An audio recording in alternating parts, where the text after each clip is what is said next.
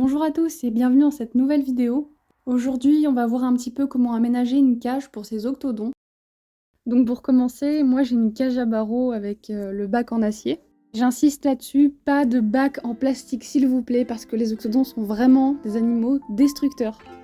Ensuite, cela va de soi, il leur faut de l'espace, c'est-à-dire en hauteur et en largeur. Ce sont des animaux qui aiment courir, creuser, grimper, sauter.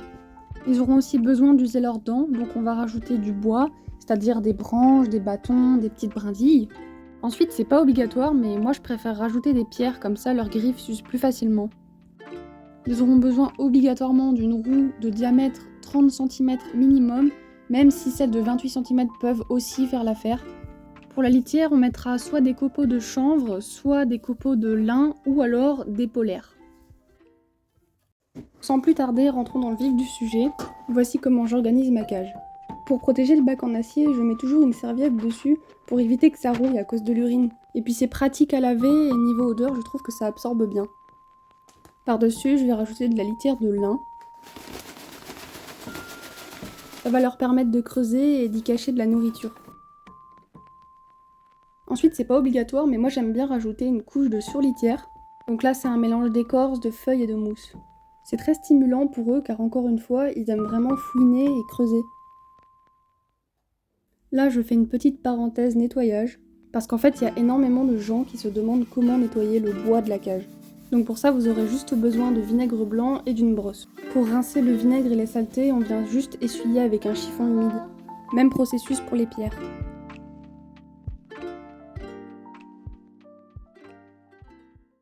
Là, on arrive à ma partie préférée. C'est le moment de mettre les tissus en polaire tout doux et qui sentent trop bon. Ça absorbe les urines et c'est parfait pour protéger le bois.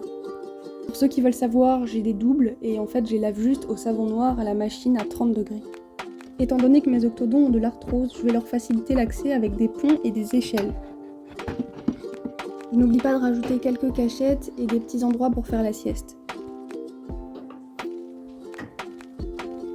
Ensuite, je dispose les pierres dans les endroits stratégiques de passage pour mieux user les griffes.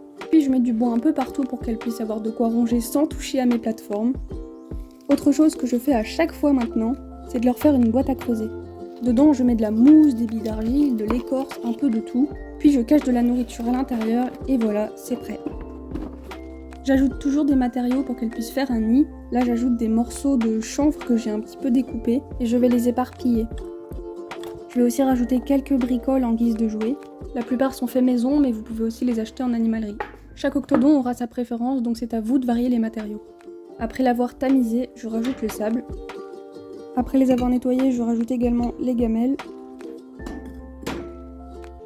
Petite parenthèse, je tiens à préciser quand même que les gamelles ne sont pas vraiment utiles dans ce cas-là, surtout quand vos octodons présentent des signes d'ennui, il est vraiment mieux de disposer de la nourriture un peu partout dans la cage. Je mets toujours à disposition une gamelle d'eau, même si je sais qu'elles préféreront toujours boire au biberon.